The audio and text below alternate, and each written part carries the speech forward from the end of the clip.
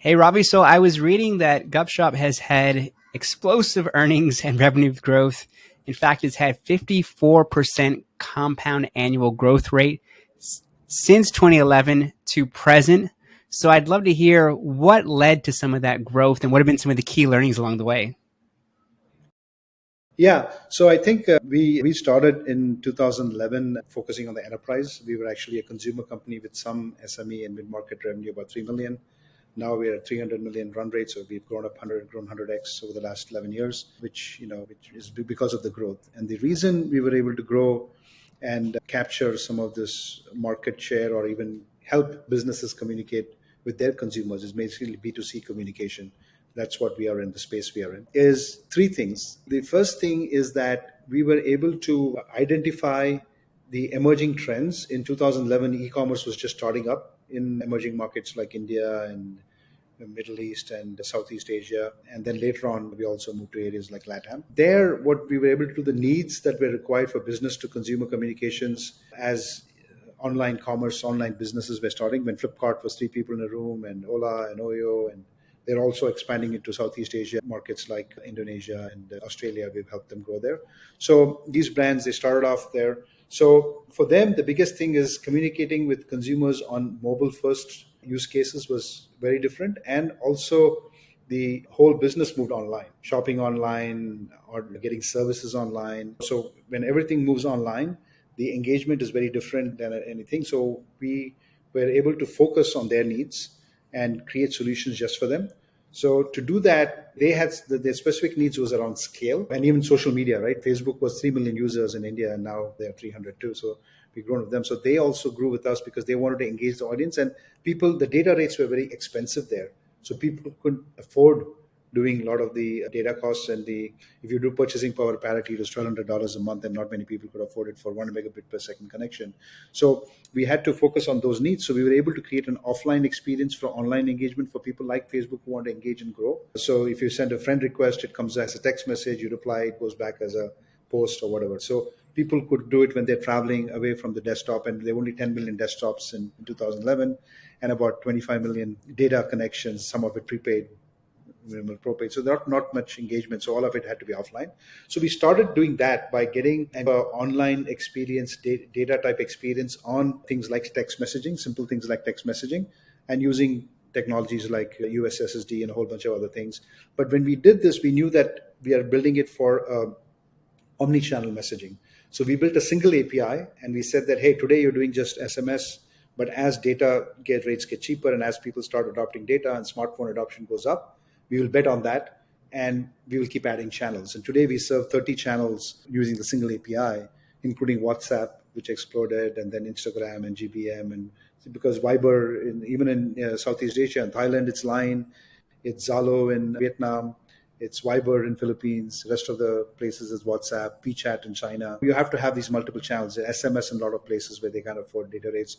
Even in Africa, we acquired a company. So that's focusing on Nigeria and Ghana and other markets. So every country has some different needs, but mainly it's adoption, mainly it's popular online messaging, mobile apps, messaging apps. And so we said anybody who wants to do anything on mobile, the most important thing that they do is message using text messaging or WhatsApp or WeChat or Line or Yalo or Zalo or so any other thing that they use, right? So that's the most common thing that people do. And so if messaging is going to be the number one thing, and we are enabling businesses to communicate with their customers, then we said we'll bet on that.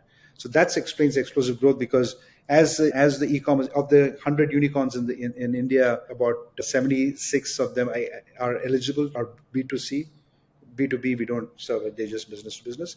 So of those, we have 82% of them as our customers, right? So we grew with them.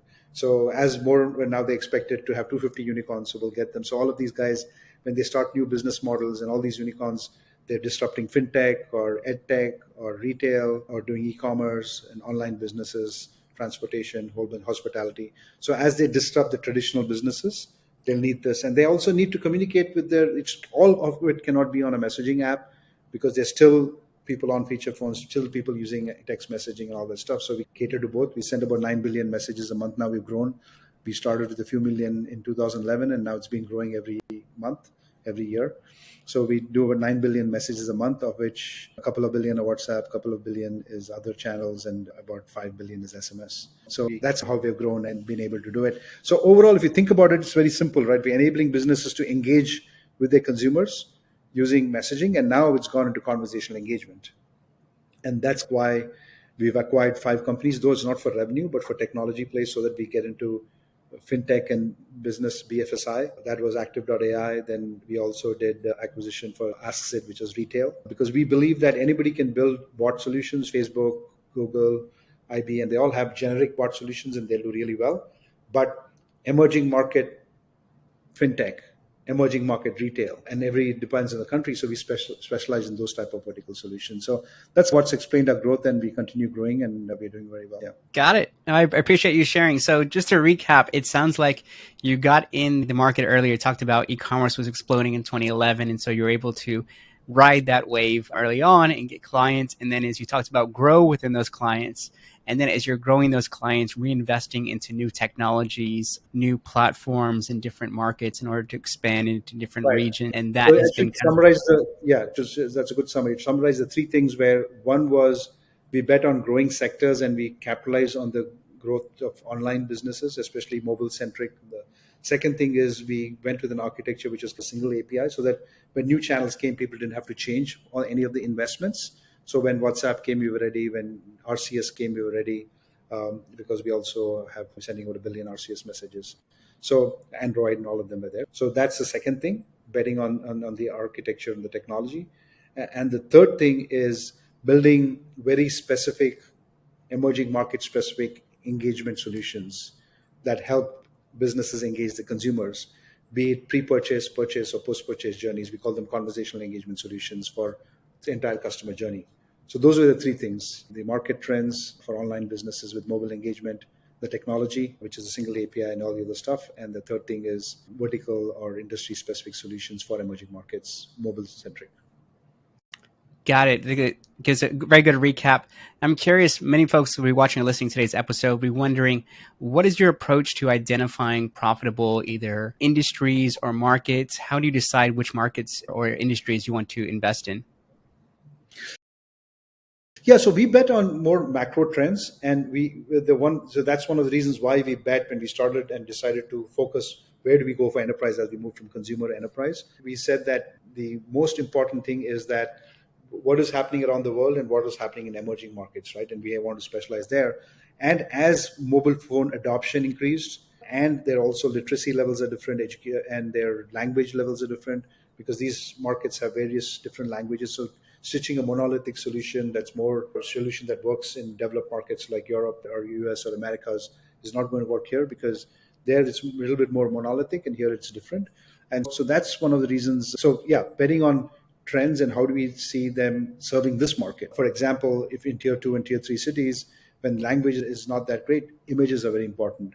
That's why WhatsApp, they just only they have minimal limited memory. They have a small smartphone with just WhatsApp and nothing else in some markets, right? In Africa, it may be something else. But there, you don't know what the level of literacy is, what language they speak, whether they know English, or even if WhatsApp supports 10 languages, does it cover their dialect? So then they can look at an image and say, thumbs up, thumbs down, oh, I want to buy this. So creating things like shopping catalogs and all the other innovations that we've done, where you're able to businesses to show that, hey, if you want makeup, these are 30 different shades of lipstick. If you want eyeshadow, these are things. So working on those type of things, and they can pick images and do that. So making it easy using voice and a whole bunch of other technologies to make it more localized and customized. Yeah. So those were some of the things that we look at it. So we look at the macro trend, we look at what's going to be a big thing in emerging markets and what makes engagement easier and enables brands to actually get great ROI. Because if they do these things, they'll say, wow, more users are coming, more users are buying online, and then they're doing, though it's messaging, but it's conversational, right? Because now, instead of just sending a notification, hey, did your package arrive? Or this is your OTP for your bank deposit you did. We started that way, but then we realized that we have to go with what users are doing and how they're adopting this and what will be useful to them. So mainly use case specific and regional specific, and that ties into some macro trends and secular trends that's how we identify profitable things. Think fintech is a great example, right? We bet on fintech. and a lot of the unicorns were fintech unicorns. And we bet on retail because we know that's something that has to go online, and it's very distributed, and people will start doing things online. So those were our two biggest verticals. But even in fintech, if you think about it, even getting access to capital, right? People, before it was very traditional, you have to go to a bank. The banks don't have, not in every part of the country, in any of these emerging markets, even in Asia, the things are changing a lot in Southeast Asia too. And so everybody doesn't have access to capital because you have to have a certain job and all this stuff. But now what we did is, there were some companies were just giving two-wheeler loans to people who are just starting out, first job, not big credit history, but they say we're going to bet on them and we'll create WhatsApp journeys for them, where you can just get, they call it two-click approval, right? So you can get a pre-approved loan, go buy a two-wheeler, and you can get consumer loans with minimal thing, and educational loans and a bunch of other things, right? So they're disrupting the access to capital and a whole bunch of other things. Payments, right? One-click bill pay, where people have to get the account number and they have to get the insurance number, and even if you send SMS reminder, it's not that, but you say, hey, pay now, and everything is there. You just have to click and pay it, stuff like that. So figuring out what are the things that will help improve the life of the consumer and will get adopted en masse, not a niche technology, but eventually we're saying this is going to solve billions of people's problems, and also personalizing it. So that's what we do. And so that's how we identified some of these things to help the businesses do better, and us to also do better by identifying profitable pockets that drive on secular trends with localized. Absolutely. And you mentioned ROI, and that's a topic on everyone's mind, particularly in marketers are trying to figure out how to generate as much ROI as possible. So I'm curious, for some of the work you've done with clients around different regions, what do you see as working in terms of generating ROI from conversational engagement? Yeah, so I think we split it up into three areas, right? It's one, anytime you start a business, let me step back. And once we said, okay, we want to go after this profitable business, but it's applicable to when you start a business. A lot of people are listening to the podcast, are entrepreneurs or wannabe entrepreneurs. They're saying, what do I do when I start a business? Okay, fine. The previous question I said, identify global trends, secular trends, and try to customize it for your local markets, and also make it easy. And with these customizations, make sure that millions of people can adopt it, and any business can engage with millions. That's our motto, right? Same thing applies to a person starting a new business, because you don't start a business saying, I want to have 10 customers or 20 customers. Everybody starts a business to have millions of customers. So the thing that when we talk about ROI, what we say, in fact, we changed our tagline a few years back, which is one-on-one with everyone. Though we are doing business to consumer communication, what we are saying is you want to make every communication personal. Even though you have millions of customers, imagine if millions of customers feel that I'm getting a personalized interaction with the brand I'm working with. So when you start a business, you're saying, okay, I want to start a business, but I want to be able to acquire millions of customers, engage millions of customers and keep them happy, and make sure that they are satisfied and come back as repeat customers. Those are very simple goals. And we call that conversational marketing, conversational commerce, or conversational support, or pre-purchase, purchase, and post-purchase journeys. So you want to make sure that it's frictionless and much more easier for mass adoption when you start a business, especially if you're starting a business, B2C business targeting it. Even the B2B, you want to get thousands of businesses as customers, but we're focusing mainly, a lot of the emerging market businesses that we focus on more B2C. So that's where the ROI is, because if I make their acquisition process very easy. For example, Tata Global is a great brand that we do. We're working in Southeast Asia too. And around Diwali and Christmas and last festival season, they did personalized campaigns where they looked at customers who come in and looked at some products that they want and abandoned the cart and went back. But during the festivals, they say, hey, you were looking for very personalized offers using data science and combination of things that we did. You were looking for this product. There's a price drop alert. Will you willing to buy? And then it's very targeted. It's a personalized one-on-one communication. So that led, in India alone, they got $500 million, but even in Southeast Asia, they got hundreds of thousands of dollars in increased ROI, more business by using WhatsApp as a channel, right? The other thing is around commerce, where I told you one thing, it's one-click bill pay is a commerce where you're telling people, hey, bill pay reminders, you have to pay your utility bill, your insurance bill. So you aggregate and say, this is the amount you owe. This is your account number, this is your insurance policy number, and this is it. And hey, pay. So businesses want to do that because they want to send payment reminders, but not a text message saying now they have to go log in and do it. But you just say, hey, your payment is overdue, pay now. You click and it's done. right? So we integrate with payment gateways and all the stuff. In Southeast Asia, we're working with Roku, and we also work with a lot of other local payment providers in India and other places. And we also standardize on payment like UPI. India is big, but every local region has some local thing that, in addition to the regular payment gateways like Google Pay and others, they're doing it even now. WhatsApp Pay is available. So that's the second thing around commerce, making commerce much more easier. It's not, and also enabling catalogs to be created. And on WhatsApp, what we enable is you can take, for every line item, you can show up to 30 SKUs with graphics. So that makes it makes the purchase process very easy. And I will give you an example of, if you go look for a shirt, what type of shirt, what colors, lipstick or makeup or any item, so on. So those type of things, right? So that's how we optimize the purchase journey, where people got huge returns, but because they're able to showcase the product, break language barriers, and serve things that people are interested in based on their personalized interest. And the third thing is around support, because people spend hundreds of millions of dollars supporting the customers. Today, you have to have call center agents taking calls. Tomorrow, you can't just handle everything on calls. It's very expensive. But if I could just say that, hey, your product was delivered, did you like it? And then, or when you shipped a package, send a QR code saying, do the QR code, we'll give you a discount on something that you liked. Then they'll come in and say, I want to buy the product that I liked. And then say, how was the experience? Do you like it? Even some of people on the connection rate for voice is about 25%. But some people don't want to keep waiting for IVRs. They take too long.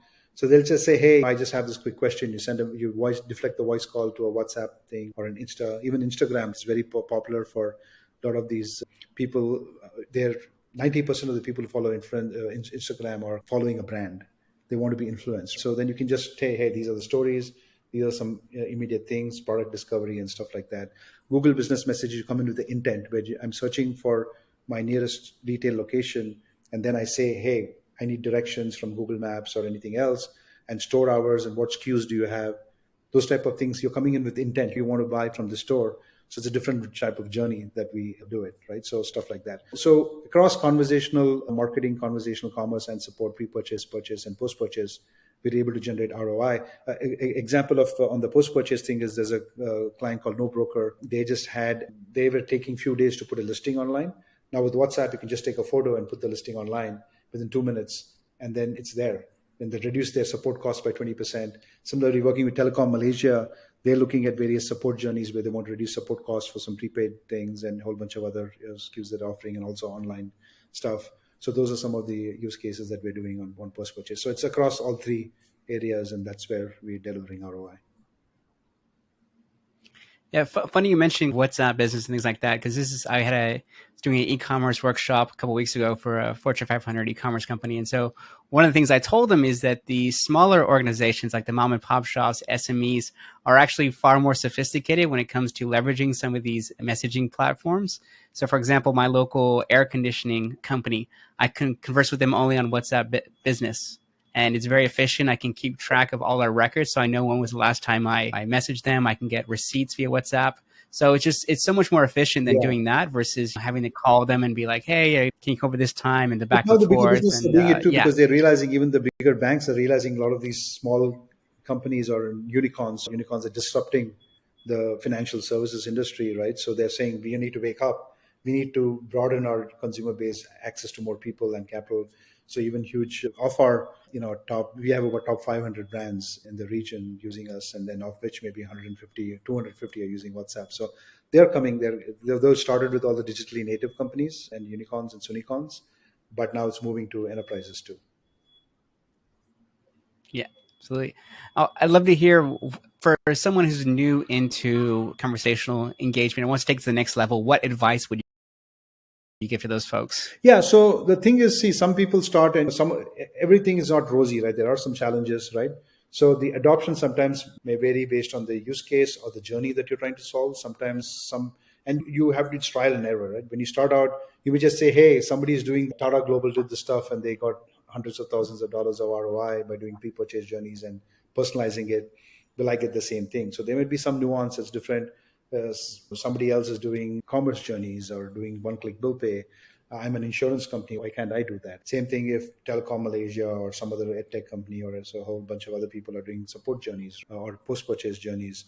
Can I do the same thing? And what channel do I use? So sometimes the channel, the journey, and even journey, there's different flows and different use cases. How do I optimize? It's a little bit of trial and error. And sometimes in some markets, like LATAM was much faster adopting because they were just used to interactive messaging. But Asia was later, India and Southeast Asia. But the pandemic kind of accelerated because mass smartphone adoption, people were remote. They needed to interact with their brands remotely. So that kind of drove that. And then we were offering for people who are remote, you don't go to a store and you're not limited by who's in the store and when can I go. You're 24/7 available anytime, even in the night. You can interact with your brand and completely do a personalized journey and make it more interactive. So once you're remote, you have time to personalize it and make it more interactive. But always, also the challenge is you have to be always on and be able to give 24/7 customer service. Brand has to be, if you're willing to take revenues anytime, you have to give support every time to any time. So it's parts of both the coins. So that's what drove the acceleration in Asia, which made personalization and interactivity and always on became much more important. And so that's when you're doing these things, you have to be ready. You have to have a 24/7 thing. You have to be able to make it much more interactive, much more personalization. And you can't do it for every journey, and for every channel. So you have to pick a channel and a journey and experiment so that you understand it, your organization understands it, and then grow with it. So start small, start somewhere, but don't be without starting. Just say because you tried something somewhere and maybe somebody tried it half-heartedly, maybe it was not the right use case or the right channel, don't give up, because that's where the world's moving. It's inevitable. Whether Gupshup does it or someone else does it, the younger generation, they're on Instagram, they're on WhatsApp, they're on Google Business Messages, they're on WeChat or Viber or Line or Zalo or whatever it is. So they're the trend to using mobile.